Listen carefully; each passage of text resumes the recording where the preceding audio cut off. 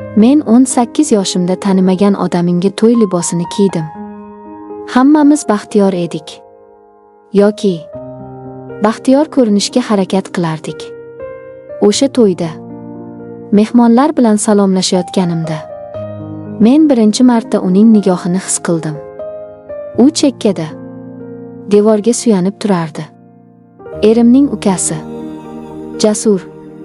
U menga tabassum qilmasdi. U menga tikilib turardi.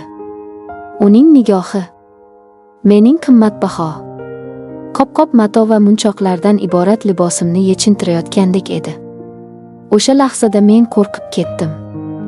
Lekin yuragimning bir chekkasida men ilgari hech qachon his qilmagan bir narsa uyg'ongandi. Assalomu alaykum. Mening ismim Shahnoza. Bugun sizga aytib beradigan hikoyam bu mening jannatim va do'zaxim haqida. Farrosh hikoyalari kanalining qadrli obunachilari, diqqat bilan eshiting. Bu mening qonli iqrorim. Meni 18 yoshimda uzatishdi. Erim Rustam mendan 10 yosh katta. Jiddiy, obro'li biznesmen edi. Uning uchun hamma narsa reja asosida edi. Ish, uy va nasl qoldirish uchun xotin. Men o'sha rejaning bir qismi edim. U menga yomon munosabatda bo'lmasdi. U menga pul berardi. Chiroyli kiyintirardi. Lekin u menga hech qachon tegmasdi. Uning teginishlari sovuq, majburiyat yuzasidan edi. U ko'pincha xizmat safarlarida bo'lardi. Xitoy, Turkiya. Men esa dabdabali, ammo bo'mbo'sh uyda yolg'iz qolardim. Qaynonam bilan va u bilan. Jasur. U oilaning oq qarg'asi edi. Rustamga umuman o'xshamasdi. Agar Rustam tartib bo'lsa, Jasur tartibsizlik edi. U rassom edi. Sochlari biroz o'siq. Ko'zlarida doim istehzoli kulgu. Uning xonasidan doim bo'yoq va tamaki hidi kelib turardi. Rustam yana safarga ketgandi. Bir oyga men hovlida tun yarmida yulduzlarga qarab o'tirgandim. Yig'layotgandim. Yolg'izlikdan, sovuqlikdan. Yulduzlar sizning ko'z yoshlaringizga arzimaydi. Kelinoyi. Men cho'chib tushdim. Orqamda Jasur turardi. Qo'lida sigaret. Qo'rqmang, dedi u yonimga o'tirib. Oramizda bir qarich masofa bor edi. Men uning o'tkir atiri va tamaki hidini his qildim. Nega yig'layapsiz? Shunchaki. U kuldi. Shunchaki. Baxtlimisiz? Bu savol yuragimga pichoqdek sanchildi. Bu sizning ishingiz emas, dedim men keskin. Balki, dedi u. U menga yaqinlashdi. Juda yaqin. Balki sizning baxtsizligingiz endi mening ishimdir. U qo'lini cho'zdi va ko'z yoshimni artdi. Barmog'i yuzimga tegdi. Bu olov edi. Men o'rnimdan turib uyga qarab yugurdim. O'sha tun men uxlamadim. Men uning teginishini, ovozini, hidini o'ylab chiqdim. Men undan qochishga harakat qildim. Lekin u hamma joyda edi. Bizning nigohlarimiz dasturxonda to'qnashardi. Uning tasodifan qo'limga tegib ketgan qo'llari. Bir kuni uyda hech kim yo'q edi. Men uning xonasi yonidan o'tayotgandim. Eshik ochiq edi. U rasm chizayotgandi. Men o'zim bilmagan holda to'xtab qoldim. U rasm chizayotgan narsa bu mening portretim edi. Lekin yelkalari ochiq, sochlari yoyilgan, ko'zlarida ehtiros. Yoqdimi? dedi u. O'girilmay. Men qotib qoldim. Siz qachon? Men sizni har doim kuzataman. Shahnoza, dedi u o'girilib. Sizning eringiz ko'rmagan narsalarni ham ko'raman. U menga qarab yurdi. Men orqaga tisarildim. Devorga taqaldim. Qochar joyim yo'q edi. Bu gunoh. Jasur. Gunoh nima? Dedi u pichirlab. Yuzimni yuziga yaqinlashtirib. Sevmagan odaming bilan yashash gunohmi? Yoki bir lahzalik haqiqat uchun yonishmi? U meni o'pdi. Bu mening birinchi bo'sam edi. Chunki Rustamning teginishlari. Ular hisob emasdi. Bu o'pich. Bu isyon edi.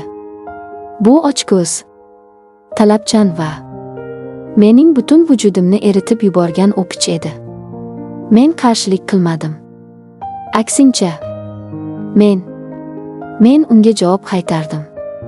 O'sha kuni biz hamma chegaralarni buzdik.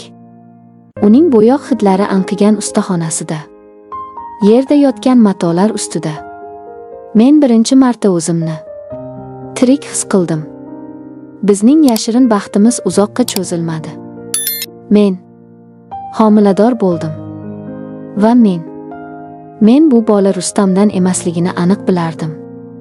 Men buni Jasurga aytdim. Uning ko'zlari yondi. Ketamiz, dedi u. Hozir hammasini tashlab ketamiz.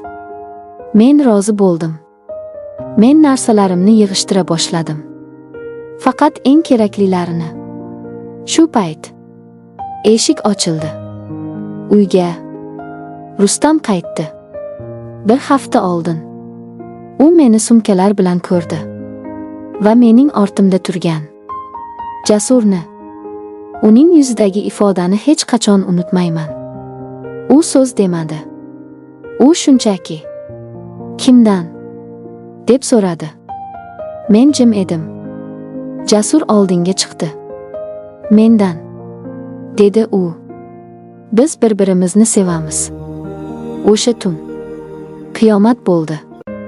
Aka-uka bir-biriga tashlandi. Qon, baqiriq. Men qo'rquvdan va zo'riqishdan bolamni yo'qotdim. Ertasiga Rustam menga taloq berdi. Meni uydan haydab yubordi. Jasur o'sha janjaldan keyin g'oyib bo'lgandi. Men ko'chada qoldim. Bir o'zim. Na er, na sevgan yor, na bola, na oila. Hamma mendan yuz o'girdi. Erining ukasi bilan yurgan fohisha. Men Toshkentga keldim. O'lim yoqasida edim. Lekin men yashashim kerak edi. Men eng past ishlardan boshladim. Ofitsiantlik qildim. Idish yuvdim. O'sha yerda Davronni uchratdim. U boy. Xotini vafot etgan. Mendan 20 yosh katta odam edi. U mening o'tmishimni bilmasdi. U mendagi qayg'uni sevib qoldi. U menga turmush qurishni taklif qildi. U menga ehtiros va'da qilmadi. U menga xotirjamlik va'da qildi. Va men olovdan shunchalik qattiq kuygandimki, sovuq xotirjamlikka jon deb rozi bo'ldim. Biz turmush qurdik. Hayotimiz bir maromda edi. Men unga o'g'il tug'ib berdim. Davron yaxshi ota edi. U menga e'tibor bermasdi. Lekin meni hamma narsa bilan ta'minlardi. Men yana o'sha oltin qafasga tushgandim. Yolg'izlikdan zerikib, men Davrondan pul so'radim. O'z ishimni qilmoqchiman, dedim.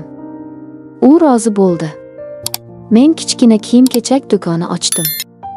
Ishim yurishib ketdi.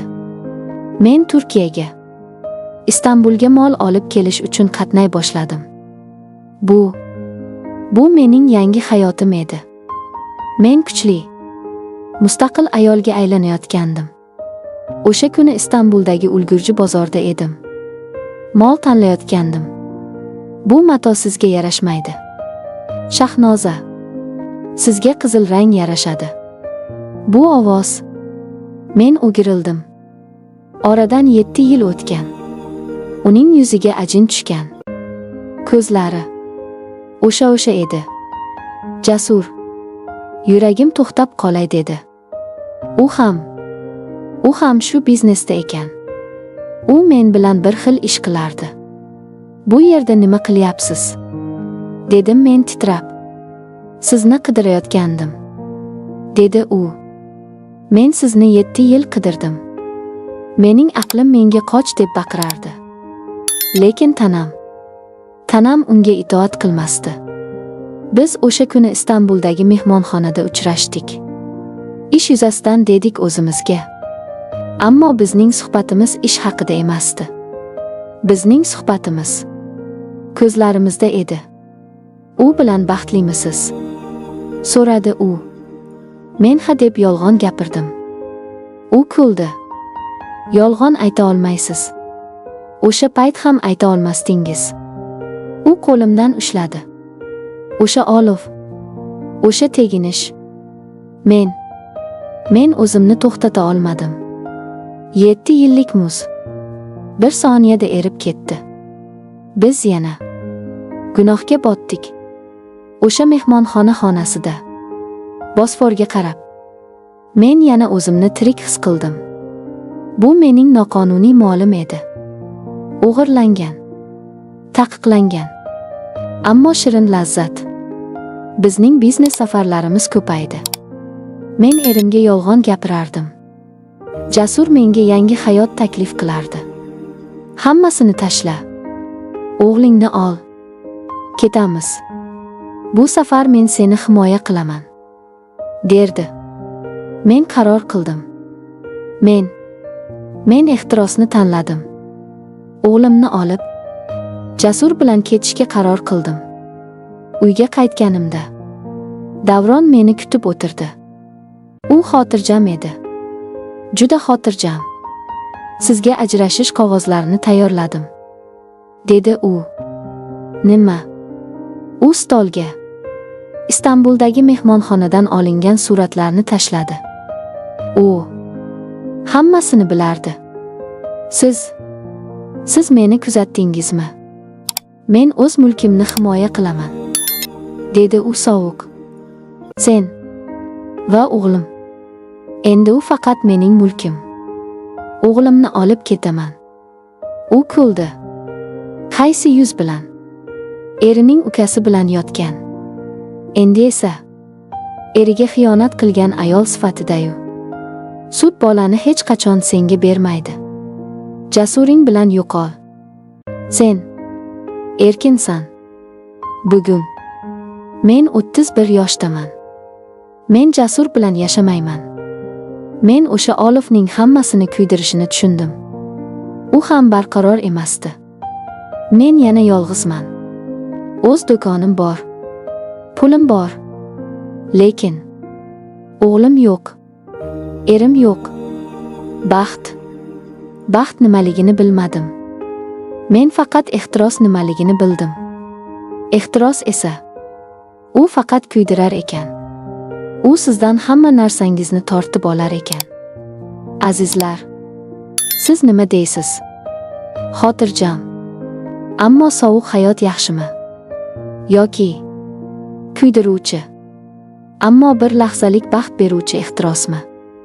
Men qayerda xato qildim? Izohlarda fikrlaringizni yozing.